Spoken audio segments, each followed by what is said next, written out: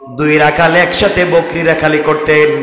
একদিন এক বকরি রাখাল দেখে তার বন্ধু যে বকরি রাখালি করতো তাকে 2-4 বছর থেকে দেখা যায় না। আমার রাখাল কোথায় গেল, বন্ধু বকরি রাখাল কোথায় পাওয়া যায় না। কিছুদিন পরে তাকাইয়া দেখে তার রাখাল বন্ধু একটা পাহাড়ের টিলায়, উঁচা টিলার মধ্যে বসে বসে লম্বা বক্তৃতা করে। শত শত মানুষ তার সামনে বসে বসে মন্ত্র মুগ্ধের মতো তার কথাগুলা শুনে। ওই বকরি রাখাল দৌড়াইয়া দৌড়াইয়া ওখানে চলে গিয়েছে। গিয়ে ওই লোকটার অপরিচিত, লোকটার চেনা চানা চেহারার অপরিচিত লোকটার কথাগুলা শুনে। সবাই মানুষ তার কথাগুলা শুনে তাদের একাকিত্ব ভুলে যায়, আল্লাহর কথা স্মরণ হয়ে যায়, দুনিয়ার কষ্ট ভুলে যায়, আল্লাহর কথা মনে হয়ে যায়। দুনিয়ার মানুষ আল্লাহর প্রেমে পাগল হয়ে ডাক দিয়ে বলতে শুরু করেছে, আল্লাহ কি হয়েছে, কেনই বা মানুষগুলো আল্লাহকে ডাকে? চেনা চেনা চেহারার অপরিচিত বক্তা আলোচনা করতেছে পাহাড়ের উপরে দাঁড়াইয়া দাঁড়াইয়া। কেড়ে আস্তে আস্তে করে কাছে গিয়েছে। কাছে গিয়ে দেখে মনে হয় আমার বন্ধু যে বকরি রাখাল ছিল। সবাই চলে গিয়েছে, সবাই মুসাফা করতে লাগলো, মুআনাকা করতে লাগলো, দোয়া নিতে লাগলো। সবাই যখন চলে গিয়েছে, বকরি রাখাল আস্তে আস্তে করে কাছে গিয়েছে, ডাক দিয়ে বলেছে, ভাইরে আমার একজন বন্ধু বকরি রাখাল ছিল, চেহারায় তোমার মতো, এমন খাটো ছিল, এমন কালো ছিল, টুট এমন মোটা ছিল, চোখ এমন বারিক ছোট ছোট ছিল, তোমার মতো দেখা যায়। কিন্তু দুহাত জোর করে বলছি মাফ করবেন, আপনাকে রাখাল বলতেছি না, আমার বন্ধুর চেহারা তোমার মতো চেহারার সঙ্গে মিশে যায়, কিন্তু আমার বন্ধু তো বকরির রাখাল ছিল, আপনি তো বড় বুজুর্গ।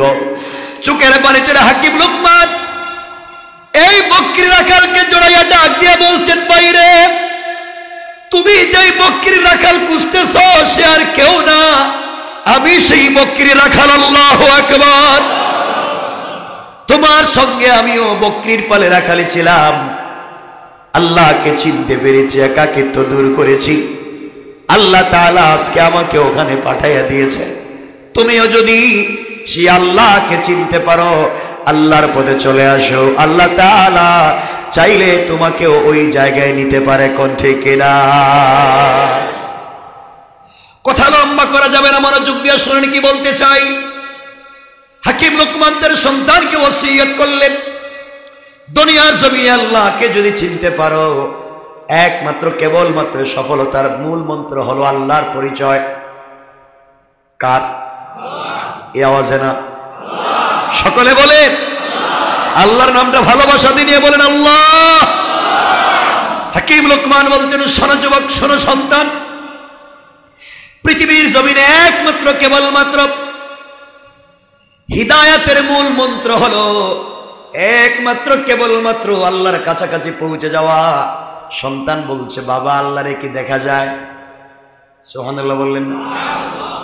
তুমি যে আল্লাহর প্রেমে পাগল হয়েছো, বকরি রাখাল থেকে তো সম্মানের মালিক বানাইছে, ও বাবা আমি তো সেই আল্লাহরে দেখতে চাই। ছোট বাচ্চা হাকিম লোকমান বলছেন, বাবা আল্লাহরে তো দেখা যায় না। আব্বা জান আল্লাহকে যদি দেখা যায় না, আল্লাহর স্পর্শ কেমনে অনুভব করা যায়? আল্লাহ রহম করেছে, কাউকে সম্মানিত করেছে, এমন কি কাউকে দেখা যায়? তুমি আমাকে আল্লাহর পরিচয় দিচ্ছ, কারণ বাবা যদি বলা হয় সন্তানকে ওসিয়ত সত্যিকার অর্থে করবে।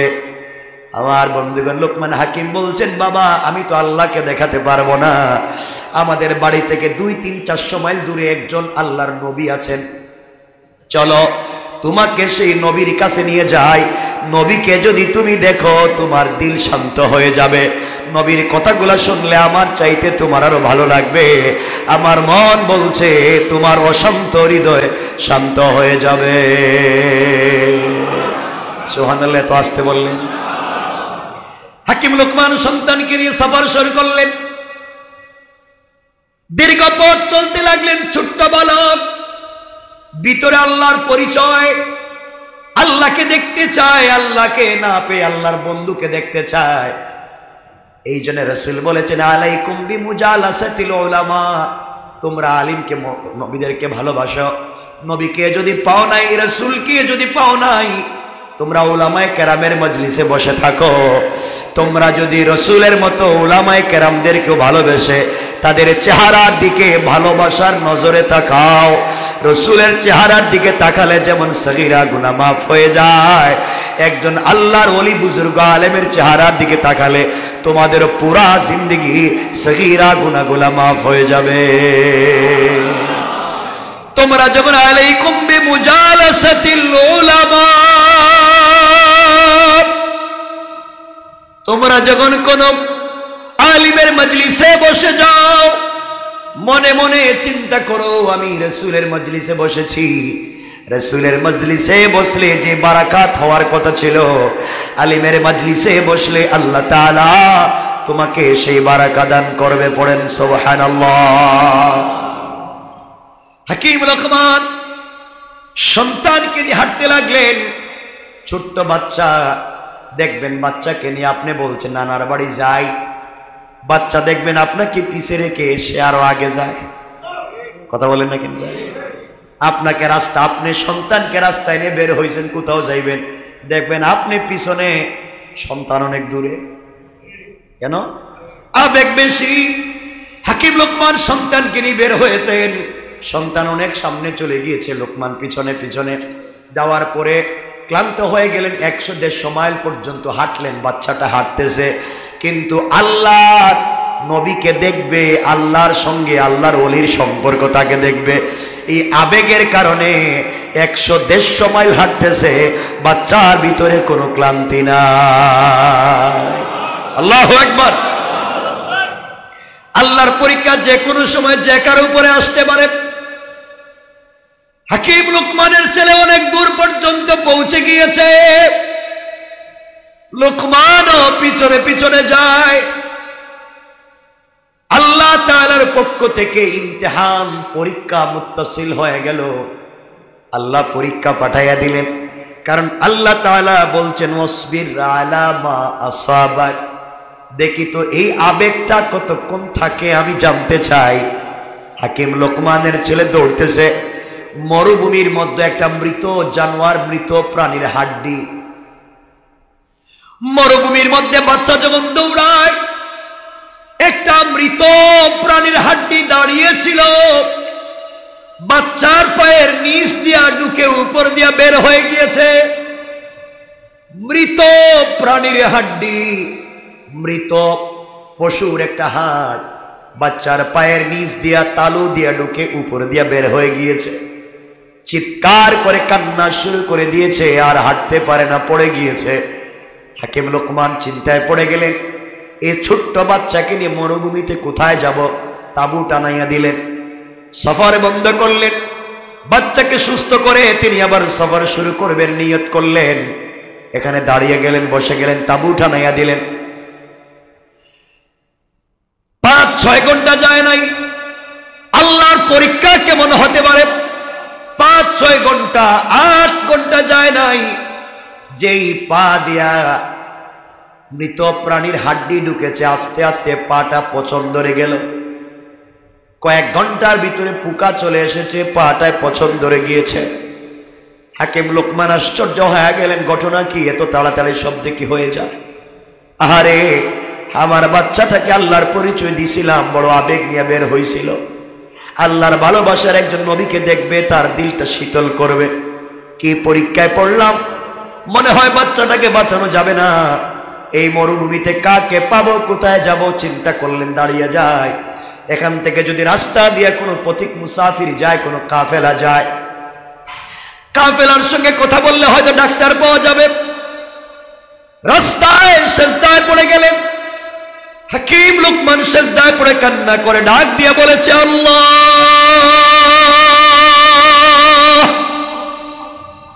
এই মরুভূমিতে কেউ নাই, একমাত্র কেবলমাত্র তুমি ছাড়া কেউ নাই। আয় আল্লাহ তাআলা, কি পরীক্ষায় পড়েছি, আমার সন্তানের পায়ের মধ্যে মৃত প্রাণীর হাড্ডি ঢুকে গিয়েছে, না জানি কি হয়ে যায়। আয় আল্লাহ পাটাও পচে যাচ্ছে, কিছু বুঝি না। বাচ্চাটাও শুয়ে আছে, কান্না করতেছে। হাকিম লোকমান সেজদায় পড়ে গিয়েছেন। আল্লাহ বলেছেন তোমরা যদি সাহায্য চাও কিসের মাধ্যমে? বলেন না, সাহায্য কিসের মাধ্যমে?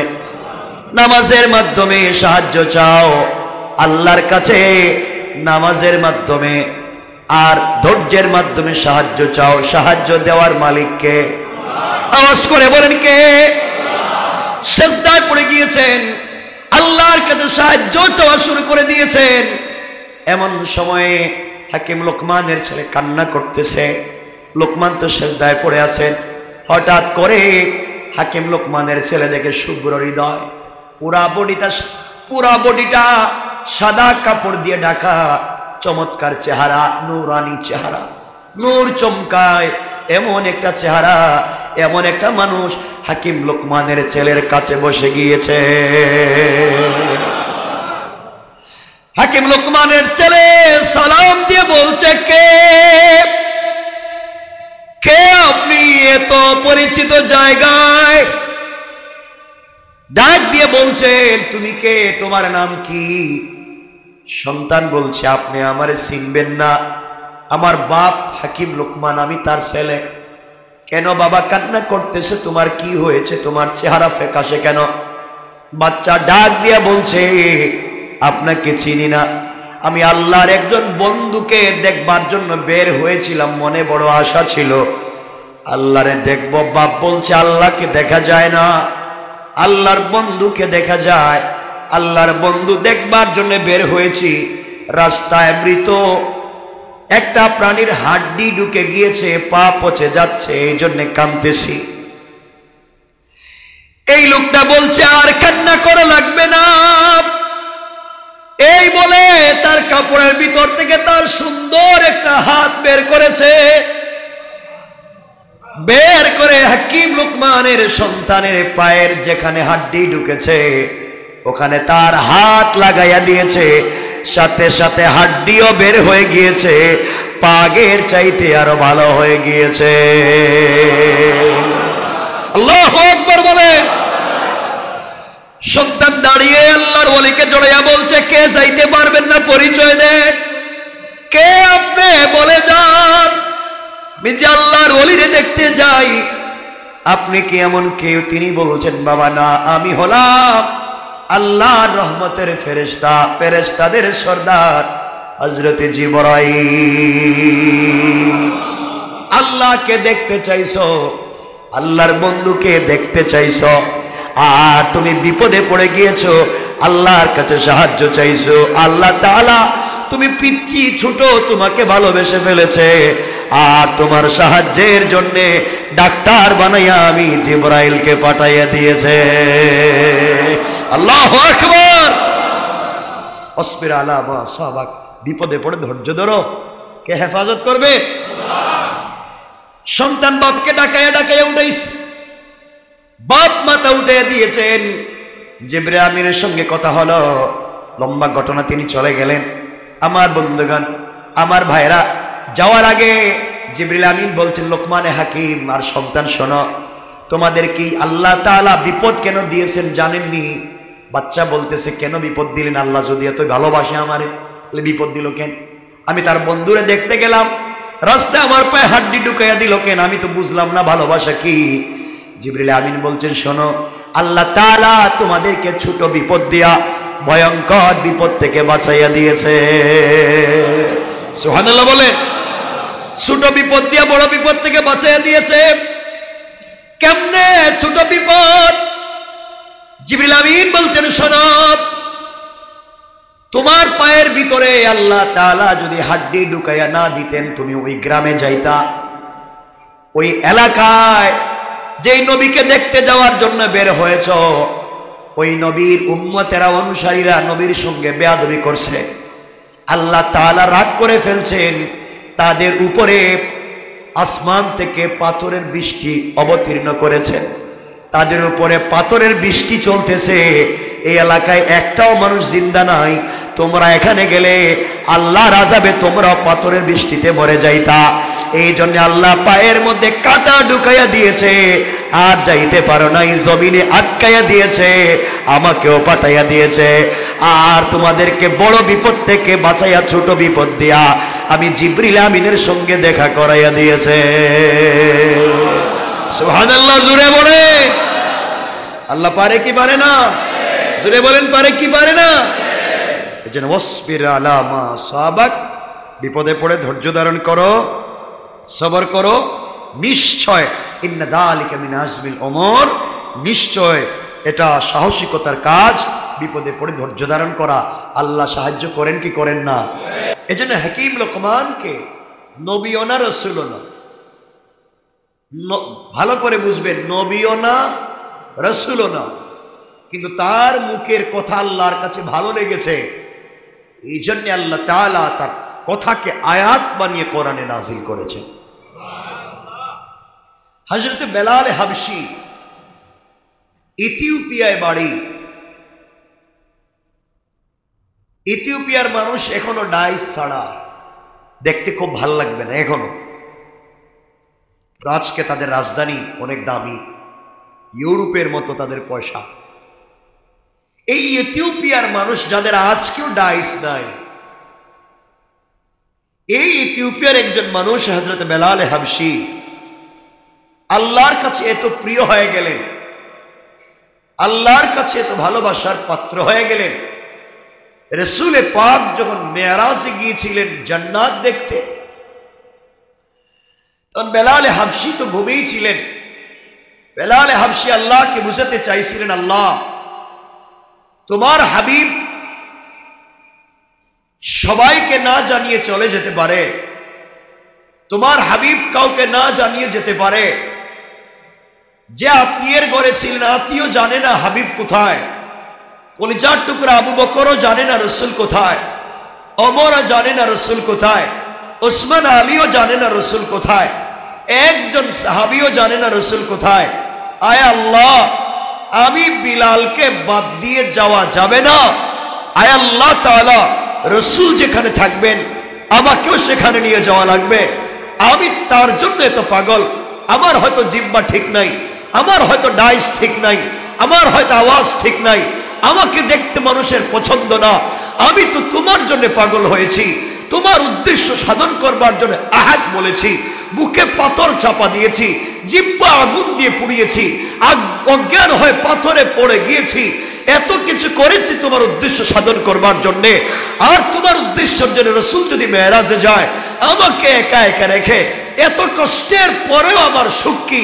তুমি না বলেছো ইন্না মাল উসরি ইউসরা, সকল কষ্টের পরে ভালো সুযোগ আছে, সুবিধা আছে। কই, আমি তো শুধু কষ্ট পেয়ে গেলাম। রাসূল তো উপরে গেলেন, আমি যেতে পারলাম না। রব খুশি হয়ে গেলেন, বেলাল দুনিয়ায় ঘুমিয়ে আছে, তার পায়ের আওয়াজকেও আল্লাহ জান্নাতে রেকর্ড করে দিলেন। তো আল্লাহ বুঝাতে চাইলেন, কেউ যদি আমার উদ্দেশ্যকে সাধন করতে পারে, সে যেখানেই থাকুক, যে কন্ডিশনেরই থাকুক, আমি তো অনেক অসুস্থ, যেখানেই থাকুক, যে অবস্থায় থাকুক, উদ্দেশ্য সাধন করতে পারলে রব তাকে ভালোবাসবেন। ঠিক না? বেলাল কোন ডাইস আছে? কথা বলেন না কেন? গরিব দেশের গোলাম মানুষ, আল্লাহ তার পায়ের আওয়াজকে জান্নাতে রেকর্ড করে দিলেন।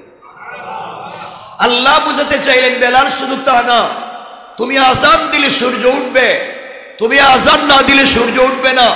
বেলাল, তুমি আমার কাছে এত প্রিয় হয়ে গিয়েছ, আমার উদ্দেশ্য সাধন করতে এত কষ্ট করেছ। রাসূল পাক যখন কিয়ামতের দিনে জান্নাতুল ফিরদাউসে ঢুকবে, তখন তিনি যে ঘোড়ার পিঠে সওয়ার থাকবে, ও বেলাল, তুমি পিছে পিছে থাকবে না। তুমি না আমার উদ্দেশ্য সাধন করতে পুরা জিন্দেগি আগে ছিলে, কাফেরদের সামনে ছিলে, জীবন যৌবন বিসর্জন করেছিলে, সব দিয়া রবের সামনে ছিলে। আজ রাসূলের সামনে তোমাকে গোড়ার লাগাম ধরাইয়া জান্নাতে দেওয়ার ওয়াদা দিলাম। সুবহানাল্লাহ পড়েন। আল্লাহ পারবেন? কথা বলছেন না, পারবেন? এই জন্য রব যাকে দিয়ে তার উদ্দেশ্য হাসিল করতে পারবে, তাকেই পৃথিবীতে দামি বানাতে পারে। যেন আমি খুব দামি, আপনি খুব দামি না, আল্লাহর কাছে যে দামি সেই দামি। ঠিক বললাম না? কিন্তু আমাদের আফসোস হয়, আমরা হতাশ হয়ে যাই। আমার কথা আপনারা বুঝতে পারছেন নি? আমরা কি হয়ে যাই? কথা বলছেন না কেন? আপনাদের মধ্যে কোনো হতাশা নাই না? আওয়াজে মনে হইতেছে কোনো হতাশা নাই, আর হতাশার গাঁটটি নিয়ে ঘুরতেছেন আপনারা। কে আছে এখানে যার হতাশা নেই? কেন হতাশ হচ্ছে? কেন? পয়সা নাই, যে পয়সা পান সেটা দিয়ে ঘর চলে না। পাশের বাসার বন্ধুর এত দামি গাড়ি, আমার নাই। একসাথে পড়ালেখা করলাম স্কুলে, হ্যাঁ এখন ম্যাজিস্ট্রেট আর আমি এখন রিক্সা চালাই। এই তো, হ্যাঁ এখন ফ্যাক্টরির মালিক আর আমি ফ্যাক্টরিতে কাজ করি। তার দামি পোশাক আমার নাই, তার বাচ্চা কাছে স্টাবলিশড আমার নাই। এই তো, পরিবারে অশান্তি, বাহিরে অশান্তি, ঘরে অশান্তি, হতাশা। কেন হতাশ? কেন?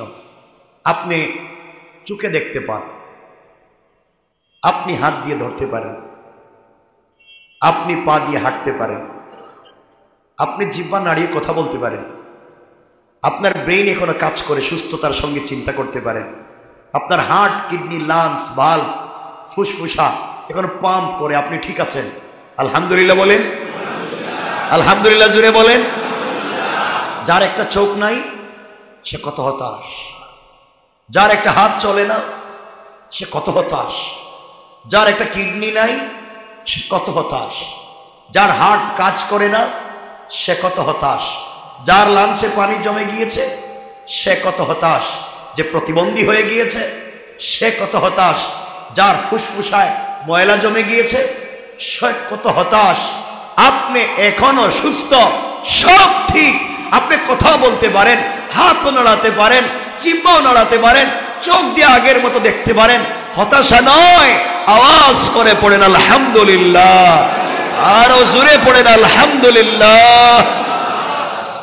আপনার মতো সুখী মানুষ আর না, আপনার মতো সুখী মানুষ আর নাই। জীবনের সুস্থতা তার চাইতে সুখী মানুষ আর নাই।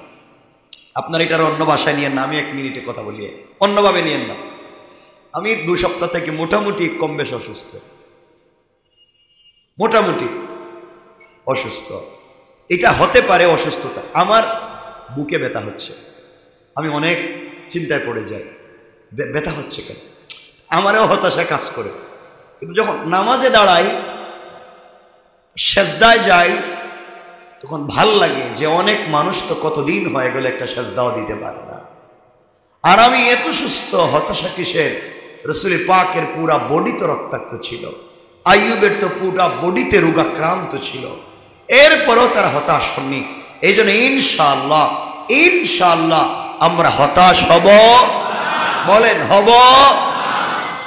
আপনাদেরকে গল্প শোনাবার জন্য কথাগুলো বলতেছি। হতাশ হলে মানুষ কখন হতাশ হয়?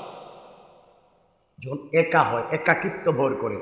মানুষ যখন একাকিত্ব বলতে কি, মানুষ যখনই কষ্ট পায় তখন একা অনুভব করে। ঠিক বললাম না? অসুস্থ হলে একাকিত্ব ফিল করে যে আমি মনে হয় আর বাঁচব না। এই একাকিত্ব, অর্থাৎ হতাশার মূল মন্ত্র একাকিত্ব। মানে সব আছে, হঠাৎ মনে করে আমি একা, যদি মরে যায়, যদি শেষ হয়ে যায়, যদি কেউ না দেখে, যদি অসুস্থ হয়ে যায়, এই যে একাকিত্ব ফিল করা, এটাই হতাশা। আমি আপনাদেরকে বলছি, পৃথিবীর জমিনে হতাশ হবেন না। বলেন ইনশাআল্লাহ। বন্ধু আগের মতো আপনাকে সময় দেয় না, আগের মতো আপনার সাথে মজার কথা বলে না, আপনার সাথে বসে আড্ডা মারে না, আগের মতো টেলিফোন ধরে না, চমৎকার কথা বলতে আগের মতো বন্ধুও কথা বলে না। আগে খুব ভালো ভালো খবর নিতে, এখন তা নেয় না। আপনি হতাশ হয়ে যাবেন না। অর্থনৈতিক মন্দা, অর্থনৈতিক চাপ, ব্যবসা কাজ করতেছে না, দোকান দুইটা ছিল, একটা মোটামুটি নাই হয়ে গেছে, আর একটা যাওয়ার পথে আছে, এলসিও কাজ করতেছে না, মোটামুটি ঋণ 2, 4, 5, 10, 20 কোটি টাকা হয়ে গেছে, বাড়ি 2-3টা বিক্রি করে দিয়েছেন। মানে আপনার মধ্যে এখন অর্থনৈতিক মন্দা, একাকিত্ব ভর করেছে। আপনার চাকরি ছিল, চাকরি চলে গেছে গা, আপনি অসুস্থ হয়ে গেছেন, একাকিত্ব ভর করতেছে, চাপ নিচ্ছেন। নিবেন না, আমার কথা বুঝতেছেন নি? না, বোধহয় বুঝেন নাই। কি বুঝছেন? চাপ, কথা বলছেন না কেন? সবাই বলতে হবে তো, চাপ বলেন, নিব না, সবাই বলেন। আপনার বয়স হয়ে গেছে 90, আপনি চিন্তা করতেছেন এখন আর এই যে যারা টেবিলে বসে বসে নামাজ পড়তেছেন, এই যে আমাদের মুসলমান, এই যারা টেবিলে বসে নামাজ পড়তেছেন, এরা হতাশ। জিজ্ঞাসা করেন, এরা হতাশ, যদি বসে নামাজ পড়তে পারতাম, যদি আমি দাঁড়িয়ে নামাজ পড়তে পারতাম, যদি আমি ডাইরেক্ট মাটিতে সেজদা দিতে পারতাম। তাদের মনে কত কষ্ট আমি চিনি তো, ব্যক্তিগতভাবে বলতেছি। হতাশ হবেন না, আপনি এখনো ভালো আছেন। কত মানুষ তো বেডে শুয়ে আছে, অক্সিজেন লাগানো, সে তো আপনার মতো টেবিলেও বসতে পারতেছে না। আলহামদুলিল্লাহ বলেন, আলহামদুলিল্লাহ বলেন। আল্লাহ আপনাকে আমাকে এখনো ভালো রেখেছে, আলহামদুলিল্লাহ, আলহামদুলিল্লাহ। এজন্য হতাশ হয়ে যাবেন না আমার বন্ধুগণ। যে কথা বলতে চাই, আপনার আত্মীয় স্বজন আপনাকে এড়িয়ে চলে, মানে আপনি যখন বিপদে পড়বেন দেখবেন সবাই আপনার এড়িয়ে চলে। কথা বলেন না কেন? আপনার মা বাপ আপনাকে এড়িয়ে চলবে, আপনার ভাই বোন আপনাকে এড়িয়ে চলবে, আপনার আত্মীয় স্বজন আপনাকে এড়িয়ে চলবে, আপনার ছেলে মেয়ে আপনাকে এড়িয়ে চলবে। স্ত্রীও দেখবেন আগের মতো আর ভালোবাসে না, তখন উল্টাপাল্টা কথা কয়, 1 মিনিটে 9 বার রাগ করে। ঠিক কিনা? ঠিক বুঝলেন কেন? এটা করছে নাকি কারো সাথে? সব ঠিক মেরে দিতেছে। এটাই হচ্ছে সামাজিক জীব, তো আমরা এটা বুঝি। এটাই হচ্ছে, আপনি আগের মতো তার চাহিদা পূরণ করতে পারতেছেন না, ব্যবসা ভালো না, ঘর ঠিক নাই, বাচ্চাদেরকে টাকা দিতে পারতেছে না। আজকালকার বাচ্চা বলে, তুমি জন্ম দিছিলে কেন, আমার যদি হাত খরচের পয়সা দিতে না পারো? কথা বলে নাকি? বাপ মনে হয় এরা জন্ম দিয়ে বিপদে পড়ছে। তো এতগুলা হতাশ, আপনারা কেউ সময় দেয় না, বন্ধু বান্ধব আগের মতো খবর নেয় না, আত্মীয় স্বজন খবর নেয় না, পরিবার পরিজন খবর নেয় না, আপনার ব্যবসা বাণিজ্য নাই, চাকরি চলে গিয়েছে, সব ধ্বংস হয়ে গিয়েছে, আপনি হতাশ, একাকিত্ব ফিল করতেছেন, আপনি সফল। সুবহানাল্লাহ বলেন। আপনারে যে কেউ টাইম দেয় না, বন্ধু বান্ধব আত্মীয় স্বজন মা বাপ ভাই বোন আপনারে যে টাইম দেয় না, আপনি আগে পড়েন আলহামদুলিল্লাহ। না এই আওয়াজে না, জোরে পড়তে হবে আলহামদুলিল্লাহ। এই আওয়াজে না, আরো জোরে পড়েন আলহামদুলিল্লাহ, আরো জোরে পড়েন আলহামদুলিল্লাহ। কারণ আপনি সবার থেকে এখন আলাদা, আপনি এখন একা। আর একা যিনি হয়, একা না হওয়া পর্যন্ত রব তার কাছাকাছি আসে না। কারণ রাসূল পাক সাল্লাল্লাহু আলাইহি ওয়াসাল্লাম যখন একাকিত্ব অনুভব করতেছিলেন, আল্লাহ তাকে মেরাজে নিয়েছেন। সুবহানাল্লাহ বলেন। রাসূল যখন একা একা ছিলেন, আল্লাহ তাকে নবুয়ত দিয়েছেন। আল্লাহর রাসূল যখন একা একা ছিলেন, আল্লাহ তাকে নবুয়ত দিয়েছেন। হযরত মরিয়ম যখন গাছের নিচে একা একা ফিল করতেছিলেন, পাবলিক তাকে বের করে দিয়েছে, পাবলিক তাকে মসজিদ থেকে বের করে দিয়েছে। কি রে মরিয়ম, তোর পেটে বাচ্চা হইল কেমনে? আত্মীয় স্বজন বের করে দিয়েছে, মা বাপ বের করে দিয়েছে, মরিয়ম তো গাছের নিচে। আল্লাহ বলছেন তুমি একা, তুমি একা নও, তোমার পেটে দিচ্ছে আমার রাসূল হযরত ঈসা। আল্লাহু আকবার বলেন। হযরত ইব্রাহিম হযরত হাজেরাকে নিয়ে মক্কায় গেলেন, মক্কায় গিয়ে হাজেরাকে একা রেখে তিনি চলে আসছেন। হাজেরা তো একা, একবার সাফায় যায়, একবার মারওয়ায় যায়, একাকিত্ব বর করেছে। আর কত কষ্ট সহ্য হয় না, বাচ্চার পানি নাই, আমার পেটে খাবার নাই, স্বামীও নাই, মা বাপ নাই, কেউ দেখতে আসে না, আমি একা। আল্লাহ বলছেন তুমি একাকিত্ব অনুভব করতেছ, আর আমি আল্লাহ তোমাকে জমজম কূপ দিচ্ছি। সুবহানাল্লাহ বলেন না। এই জন্য আপনি যখন একা হবেন, রবের কাছাকাছি যাবেন, রবের কদমে সেজদা দিবেন, রব তত কাছে থাকে। সবাই ছেড়ে দিয়েছে, সবাই ভুলে গিয়েছে, আমি আমার বান্দাকে ভুলে যাব না। সুবহানাল্লাহ বললেন না?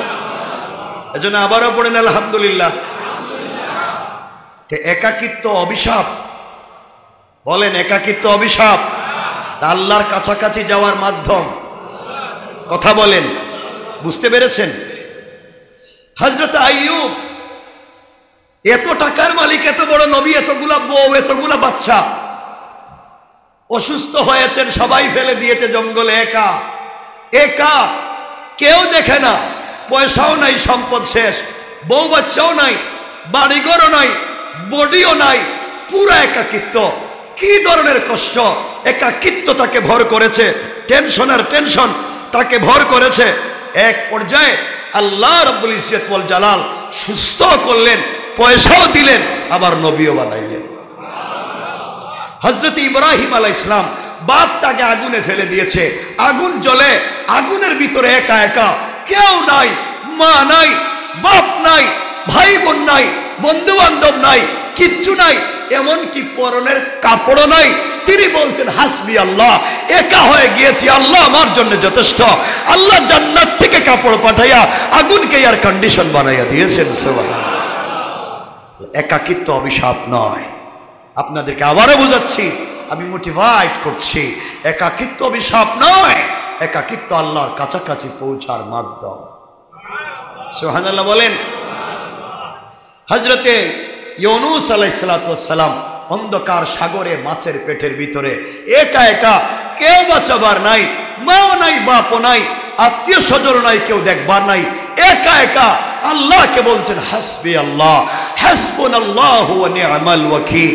আল্লাহ তুমি ছাড়া কে আছে, আমি তো একেবারেই একা, কিচ্ছু নাই। রব বলেন এখানো, তুমি যখন একাকিত্ব অনুভব করে আমাকে ডাকছো, আমি রব কাছে আছি, তোমাকে বাঁচাইয়া দিলাম। সুবহানাল্লাহ বলেন।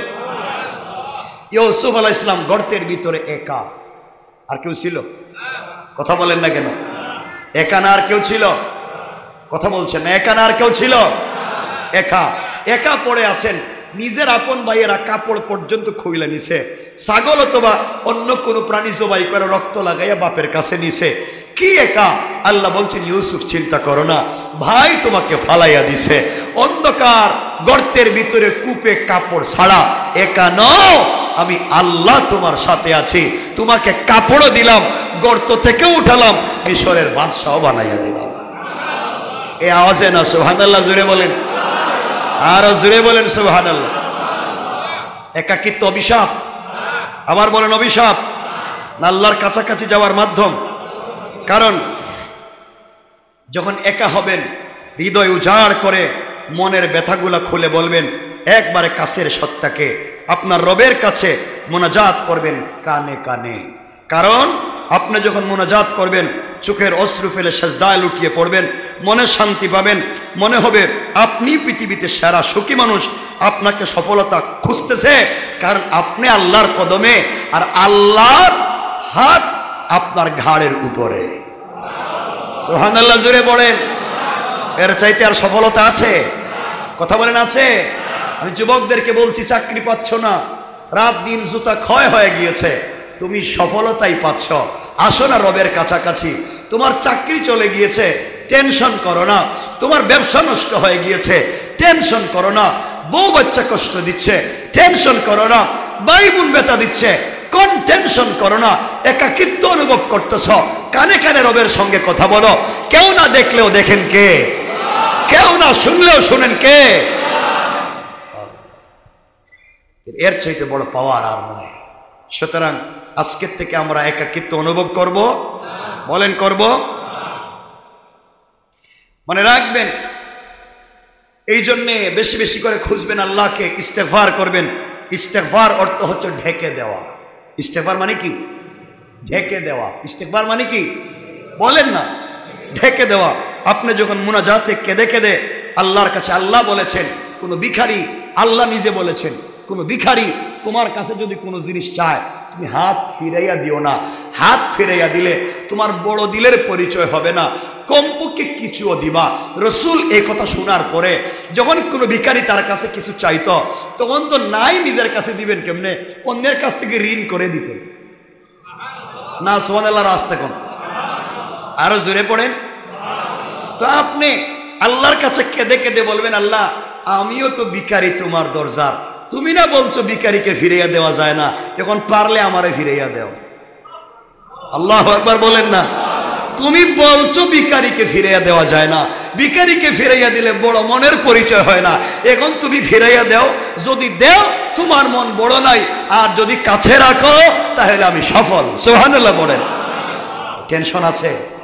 টেনশন আছে? আল্লাহর কাছে বলেন, আল্লাহর কাছাকাছি যান। আমার বন্ধুগণ, আবারও বলছি, ইস্তেগফার অর্থ ঢেকে দেওয়া। আপনি যখন কান্না করে করে ক্ষমা চাইবেন, আল্লাহর কাছে ইস্তেগফার করবেন, তখন আল্লাহ তার রহমতের চাদর দিয়ে আপনাকে ঢেকে দিবে। সুবহানাল্লাহ, জোরে পড়েন। এতক্ষণ যা বলেছি এইগুলার অর্থ হলো, আমি যে আয়াত পড়েছি, আল্লাহ বলছেন ওয়াসবির আলা মা আসাবাক, তুমি যখন বিপদে পড়বে ধৈর্য ধারণ করো, সাহসিকতার পরিচয় দাও, বাঁচাইয়া দিবেন কে? একাকিত্বকে যদি তুমি ভয় পাও, ধৈর্য ধারণ করো, হেফাজত করবেন কে? আমার এতক্ষণ কথা বুঝতে পারছেন? এজন্যই হযরতে লোকমান তার সন্তানকে বলছেন ওয়াসবির আলা মা আসাবাক, বিপদে পড়ছ, একাকিত্ব অনুভব করতেছ, সব নাই হয়ে গিয়েছে, ধৈর্য ধারণ করো। ইন্না যালিকা মিন আজমিল উমুর, এটা নিশ্চয় একটা সাহসিকতার কাজ। আর ধৈর্য ধারণ করলে আল্লাহ বলছেন ইন্নাল্লাহা ইউহিব্বুস সাবিরিন, যারা সবর করে আল্লাহ তাদেরকে পছন্দ করেন। আর একটু জোরে বললেন না?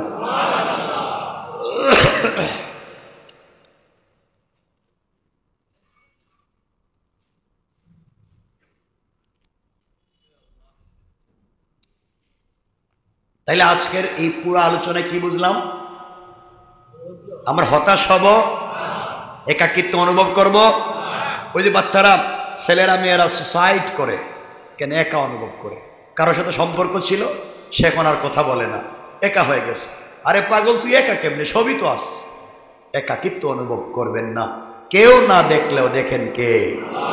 আল্লাহর কাছে ফিরে যান।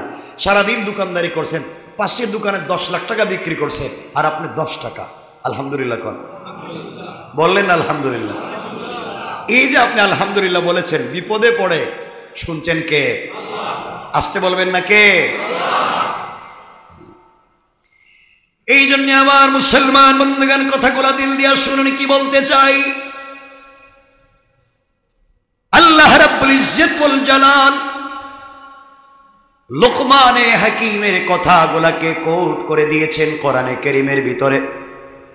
আল্লাহ বললেন ইয়া বুনাইয়া আকিমিস সালাতা ওয়া আমুর বিল মা'রুফি ওয়ানহা আনিল মুনকারি ওয়াসবির আলা মা আসাবাক ইন্না যালিকা মিন আজমিল উমুর। আল্লাহ রাব্বুল ইজ্জত ওয়াল জালাল বলছেন, সারা দুনিয়াবাসী, এই দুনিয়ার জমিনে আমার একজন গোলাম ছিল, যে নবীও ছিলেন না, রাসূলও ছিলেন না, কিন্তু একজন আল্লাহওয়ালা ছিলেন। তার কথাগুলাকে আমি আল্লাহ তাআলা কোরআনে কোট করে দিয়েছি। কেন দিলাম? এর একমাত্র কারণ হলো, তিনি তো আল্লাহকে ভালো করে চিনতে পেরেছেন, আল্লাহর উদ্দেশ্য হাসিল করতে পেরেছেন। এই হাকিম লোকমান তার সন্তানকে অনেকগুলো উপদেশ দিলেন কোরআনের এই সূরার আরো 3, 4, 5 আয়াত উপর থেকে তিনি নসিহতগুলা করতে লাগলেন, ওসিয়ত করলেন। আমরা সেদিকে যাব না। তিনি ওই জায়গার মধ্যে বলছেন আকিমিস সালাহ, ও আমার কলিজার টুকরা সন্তান, তুমি যখন বিপদে পড়ে যাইবা, আল্লাহর কাছে নামাজের মাধ্যমে আল্লাহর সাহায্য চাইবা, তুমি যখন সেজদায় পড়ে যাইবা, আল্লাহর কদমে সেজদায় পড়ে যাইবা, আল্লাহ তাআলা সাথে সাথে মিন হাবলিল ওয়ারিদ, তোমার গলার রোগের চাইতে আরো কাছাকাছি পৌঁছে যাবে। তুমি আল্লাহর কাছে যা বলবে, কেউ না শুনলেও তিনি তোমাকে শুনে সব কথার জবাব দেয়া, সবাই তোমাকে তাড়াইয়া দিলেও আল্লাহ তাআলা তোমাকে তাড়াইয়া দিবে না। সুবহানাল্লাহ, জোরে পড়েন।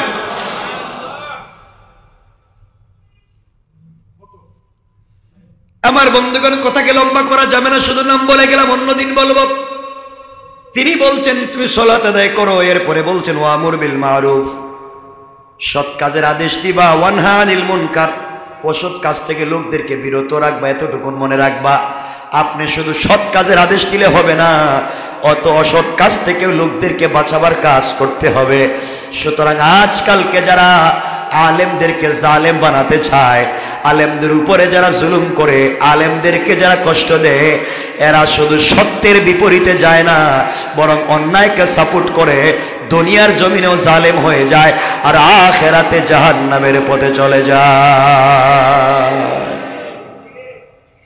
এরপরে তিনি বলতেন ওয়াসবির মা আলা আসাবাক ওয়াসবির আলা মা আসাবাক।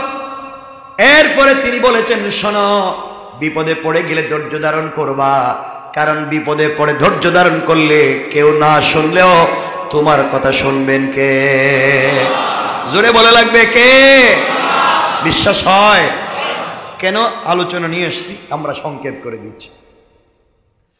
আমার বন্ধুগণ, যে কথা বলতে চাই খুব মনোযোগ দিয়ে শোনো। কাগজ কলম থাকলে কথাগুলাকে লিখে রাখবেন, আজ না হয়ে কাল তোমার আমার কল্যাণে চলে আসবে। এই দুনিয়ার জমিনে হাকিম লোকমান একজন আল্লাহর ওলি ছিলেন, নবীও ছিলেন না, রাসূলও ছিলেন না, একজন মরুভূমির একজন গোলাম ছিলেন, দাস ছিলেন।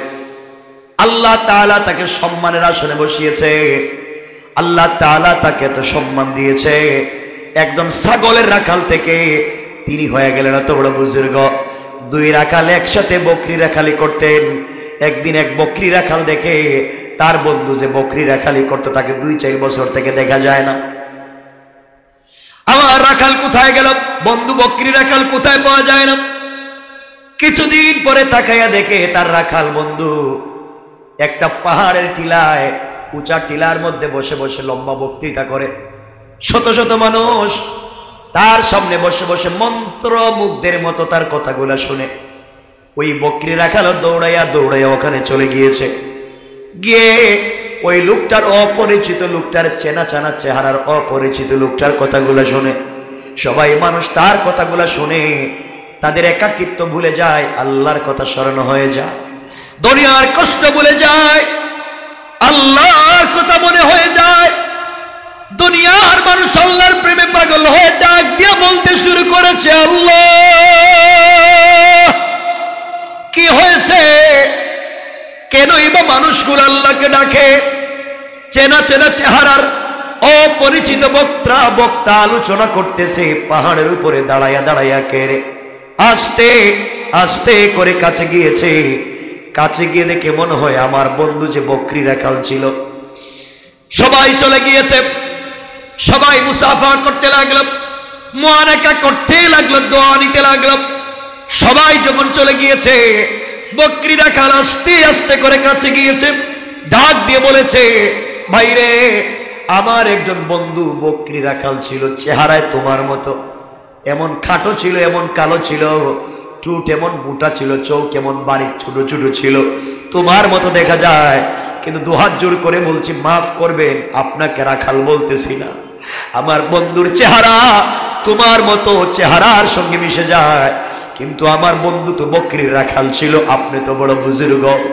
চোখের পানি ছেড়ে হাকিম লোকমান এই বকরি রাখালকে জড়াইয়া ডাক দিয়ে বলছেন, বাইরে তুমি যেই বকরি রাখাল খুঁজতেছ সে আর কেউ না, আমি সেই বকরি রাখাল। আল্লাহু আকবার।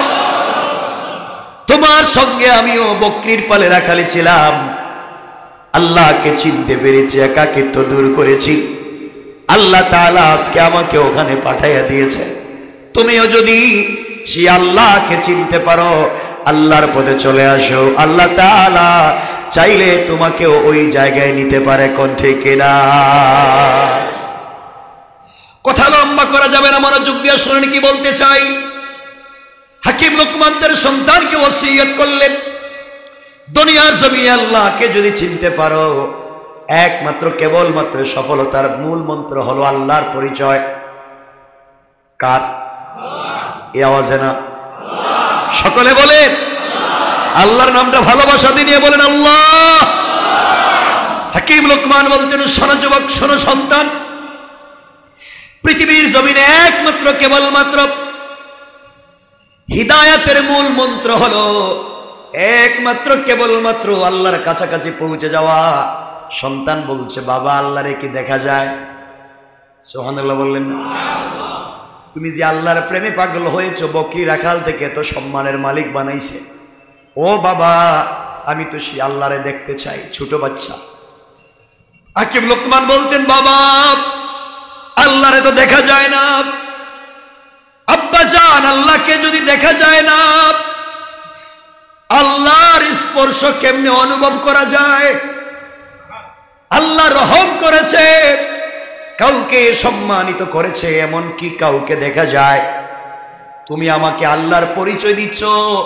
কারণ বাবা যদি বলা হয় সন্তানকে ওসিয়ত সত্যিকার অর্থে করবে। আমার বন্ধুগণ, লোকমান হাকিম বলছেন, বাবা আমি তো আল্লাহকে দেখাতে পারবো না। আমাদের বাড়ি থেকে 200-400 মাইল দূরে একজন আল্লাহর নবী আছেন, চলো তোমাকে সেই নবীর কাছে নিয়ে যাই। নবীকে যদি তুমি দেখো তোমার দিল শান্ত হয়ে যাবে। নবীর কথাগুলো শুনলে আমার চাইতে তোমার আরো ভালো লাগবে। আমার মন বলছে তোমার অশান্ত হৃদয় শান্ত হয়ে যাবে। সুবহানাল্লাহ, তো আসতে বললেন। হাকিম লোকমান সন্তানকে নিয়ে সফর শুরু করলেন। দীর্ঘ পথ চলতে লাগলেন। ছোট্ট বালক, ভিতরে আল্লাহর পরিচয়, আল্লাহকে দেখতে চায়, আল্লাহকে না পেয়ে আল্লাহর বন্ধুকে দেখতে চায়। এই জন্য রাসূল বলেছেন, আলাইকুম বিমুজালাসাতিল উলামা, তোমরা আলিমকে নবীদেরকে ভালোবাসো। নবীকে যদি পাও নাই, রাসূলকে যদি পাও নাই, তোমরা উলামায়ে কেরামের মজলিসে বসে থাকো। তোমরা যদি রসুলের মতো উলামায়ে কেরামদেরকেও ভালোবেসে তাদের চেহারার দিকে ভালোবাসার নজরে তাকাও। রসুলের চেহারার দিকে তাকালে যেমন সগীরা গুনাহ মাফ হয়ে যায়, একজন আল্লাহর ওলি বুজুর্গ আলেমের চেহারার দিকে তাকালে তোমাদের পুরা জিন্দেগি সগীরা গুনাহগুলো মাফ হয়ে যাবে। তোমরা যখন আলাইকুম বিমুজালাসাতিল উলামা, তোমরা যখন কোন আলিমের মজলিসে বসে যাও, মনে মনে চিন্তা করো আমি রাসূলের মজলিসে বসেছি। রাসূলের মজলিসে বসলে যে বারাকাত হওয়ার কথা ছিল, আলিমের মজলিসে বসলে আল্লাহ তাআলা তোমাকে সেই বারাকা দান করবে। পড়েন সুবহানাল্লাহ। হাকিম লোকমান সন্তানকে নিয়ে হাঁটতে লাগলেন। ছোট্ট বাচ্চা, দেখবেন বাচ্চাকে নিয়ে আপনি বলছেন নানার বাড়ি যাই, বাচ্চা দেখবেন আপনাকে পিছে রেখে সে আরো আগে যায়। কথা বলেন না কেন? যায় আপনাকে রাস্তা, আপনি সন্তানকে রাস্তায় নিয়ে বের হয়েছেন কোথাও যাইবেন, দেখবেন আপনি পিছনে, সন্তান অনেক দূরে। কেন? আবেগ বেশি। হাকিম লোকমান সন্তানকে নিয়ে বের হয়েছেন, সন্তান অনেক সামনে চলে গিয়েছে, লোকমান পিছনে পিছনে যাওয়ার পরে ক্লান্ত হয়ে গেলেন। 100-150 মাইল পর্যন্ত হাঁটলেন, বাচ্চাটা হাঁটতেছে, কিন্তু আল্লাহর নবীকে দেখবে, আল্লাহর সঙ্গে আল্লাহর ওলির সম্পর্ক তাকে দেখবে। এই আবেগের কারণে 100-150 মাইল হাঁটতেছে, বাচ্চার ভিতরে কোনো ক্লান্তি নাই। আল্লাহু আকবার। আল্লাহর পরীক্ষা যে কোনো সময় যে কারো উপরে আসতে পারে। হাকিম লোকমানের ছেলে অনেক দূর পর্যন্ত পৌঁছে গিয়েছে, লোকমানও পিছনে পিছনে যায়। আল্লাহ তাআলার পক্ষ থেকে ইমতিহান, পরীক্ষা মুত্তাসিল হয়ে গেল। আল্লাহ পরীক্ষা পাঠাইয়া দিলেন, কারণ আল্লাহ তাআলা বলছেন ওয়াসবির আলা মা আসাবাক। দেখি তো এই আবেগটা কতক্ষণ থাকে, আমি জানতে চাই। হাকিম লোকমানের ছেলে দৌড়তেছে। মরুভূমির মধ্যে একটা মৃত জানোয়ার, মৃত প্রাণীর হাড্ডি।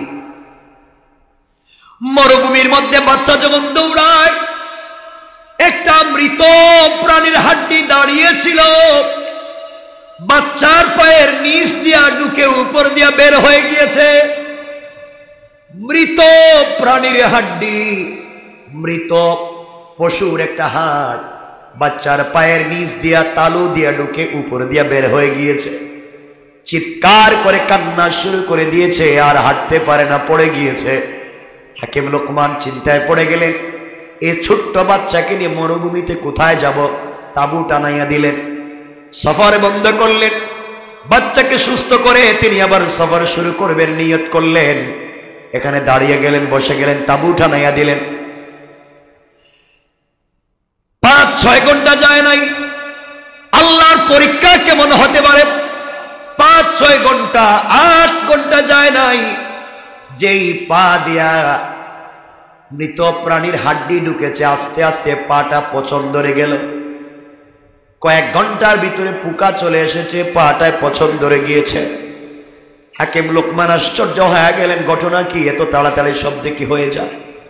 আহারে, আমার বাচ্চাটাকে আল্লাহর পরিচয় দিছিলাম, বড় আবেগ নিয়ে বের হয়েছিল। আল্লাহর ভালোবাসার একজন নবীকে দেখবে, তার দিলটা শীতল করবে। কি পরীক্ষায় পড়লাম, মনে হয় বাচ্চাটাকে বাঁচানো যাবে না। এই মরুভূমিতে কাকে পাবো, কোথায় যাব, চিন্তা করলেন, দাঁড়িয়ে যায়। এখান থেকে যদি রাস্তা দিয়ে কোনো পথিক মুসাফির যায়, কোনো কাফেলা যায়, কাফেলার সঙ্গে কথা বললে হয়তো ডাক্তার পাওয়া যাবে। রাস্তায় সেজদায় পড়ে গেলেন। হাকিম লোকমান সেজদায় পড়ে কান্না করে ডাক দিয়ে বলেছে, আল্লাহ,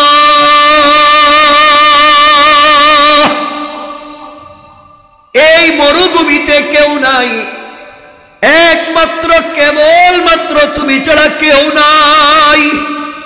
আয় আল্লাহ তাআলা, কি পরীক্ষায় পড়েছি, আমার সন্তানের পায়ের মধ্যে মৃত প্রাণীর হাড্ডি ঢুকে গিয়েছে, না জানি কি হয়ে যায়। আয় আল্লাহ, পাটাও পচে যাচ্ছে, কিছু বুঝি না।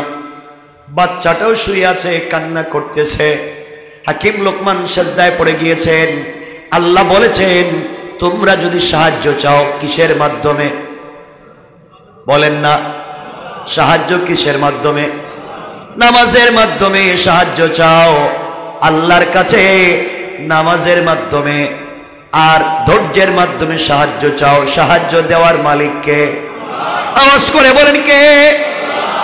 সেজদায় পড়ে গিয়েছেন, আল্লাহর কাছে সাহায্য চাওয়া শুরু করে দিয়েছেন। এমন সময়ে হাকিম লোকমানের ছেলে কান্না করতেছে। লোকমান তো সেজদায় পড়ে আছেন। হঠাৎ করে হাকিম লোকমানের ছেলে দেখে শুভ্র হৃদয়, পুরা বডিটা সাদা কাপড় দিয়ে ঢাকা, চমৎকার চেহারা, নূরানি চেহারা, নূর চমকায়, এমন একটা চেহারা, এমন একটা মানুষ হাকিম লোকমানের ছেলের কাছে বসে গিয়েছে। হাকিম লোকমানের ছেলে সালাম দিয়ে বলছে, কে কে আপনি এত পরিচিত জায়গায়? ডাক দিয়ে বলছেন, তুমি কে, তোমার নাম কি? সন্তান বলছে, আপনি আমারে চিনবেন না, আমার বাপ হাকিম লোকমান, আমি তার ছেলে। কেন বাবা কান্না করতেছে, তোমার কি হয়েছে, তোমার চেহারা ফ্যাকাশে কেন? বাচ্চা ডাক দিয়ে বলছে, আপনাকে চিনি না, আমি আল্লাহর একজন বন্ধুকে দেখবার জন্য বের হয়েছিলাম, মনে বড় আশা ছিল আল্লাহরে দেখব। বাপ বলছে, আল্লাহকে দেখা যায় না, আল্লাহর বন্ধুকে দেখা যায়। আল্লাহর বন্ধু দেখবার জন্য বের হয়েছি, রাস্তায় মৃত একটা প্রাণীর হাড্ডি ঢুকে গিয়েছে, পা পচে যাচ্ছে, এই জন্য কাঁদতেছি। এই লোকটা বলছে, আর কান্না করা লাগবে না। এই বলে তার কাপড়ের ভিতর থেকে তার সুন্দর একটা হাত বের করেছে। বের করে হাকিম লোকমানের সন্তানের পায়ের যেখানে হাড্ডি ঢুকেছে ওখানে তার হাত লাগাইয়া দিয়েছে। সাথে সাথে হাড্ডিও বের হয়ে গিয়েছে, পাগের চাইতে আরো ভালো হয়ে গিয়েছে। আল্লাহু আকবার বলে। সন্তান দাঁড়িয়ে আল্লাহর ওলিকে জড়াইয়া বলছে, কে যাইতে পারবেন না, পরিচয় দেন, কে আপনি, বলে যান, আমি যে আল্লাহর ওলিরে দেখতে যাই, আপনি কি এমন কেউ? তিনি বলছেন, বাবা না, আমি হলাম আল্লাহর রহমতের ফেরেশতা, ফেরেশতাদের সর্দার হযরত জিবরাইল। আল্লাহকে দেখতে চাইছো, আল্লাহর বন্ধুকে দেখতে চাইছো, আর তুমি বিপদে পড়ে গিয়েছো, আল্লাহর কাছে সাহায্য চাইছো। আল্লাহ তাআলা তুমি পিচ্ছি ছোট, তোমাকে ভালোবেসে ফেলেছে, আর তোমার সাহায্যের জন্য ডাক্তার বানাইয়া আমি জিবরাইলকে পাঠাইয়া দিয়েছে।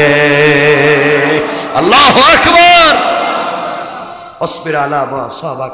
বিপদে পড়ে ধৈর্য ধরো, কে হেফাজত করবে? সন্তান বাপকে ডাকাইয়া ডাকাইয়া উঠাইছে, বাপ মাথা উঠে দিয়েছেন। জিবরাইল আমিনের সঙ্গে কথা হলো, লম্বা ঘটনা, তিনি চলে গেলেন। আমার বন্ধুগণ, আমার ভাইরা, যাওয়ার আগে জিবরিল আমিন বলছেন, লোকমানে হাকিম আর সন্তান শোনো, তোমাদের কি আল্লাহ তাআলা বিপদ কেন দিয়েছেন জানেননি? বাচ্চা বলতেছে, কেন বিপদ দিলেন আল্লাহ? যদি এত ভালোবাসে আমারে, তাহলে বিপদ দিল কেন? আমি তার বন্ধুরে দেখতে গেলাম, রাস্তায় আমার পায়ে হাড্ডি ঢুকাইয়া দিল কেন? আমি তো বুঝলাম না ভালোবাসা কি।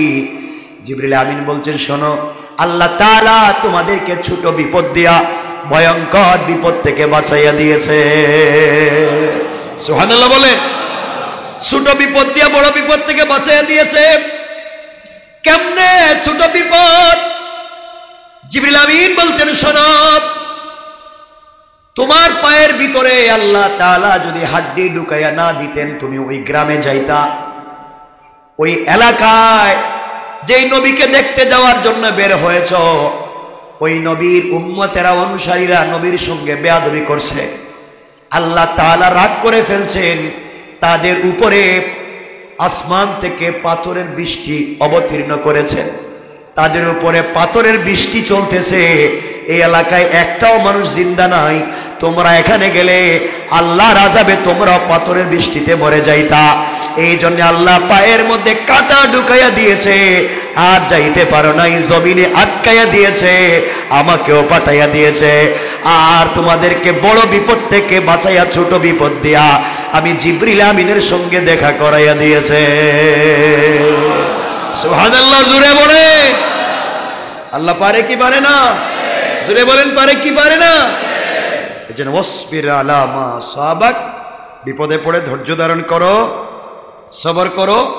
নিশ্চয় ইন্না যালিকা মিন আজমিল উমুর, নিশ্চয় এটা সাহসিকতার কাজ, বিপদে পড়ে ধৈর্য ধারণ করা। আল্লাহ সাহায্য করেন কি করেন না? করেন কি করেন না? লম্বা হয়ে যাচ্ছে, আর সামনের দিকে যেতে চাই না। এতটুকুন মনে থাকবে তো ইনশাআল্লাহ? আজকের পুরো আলোচনায় কি বুঝছেন? একাকিত্ব অনুভব করা যাবে? যাবে? বিপদে পড়লে সাহায্য করবেন কে? সবাই পড়েন আমিন।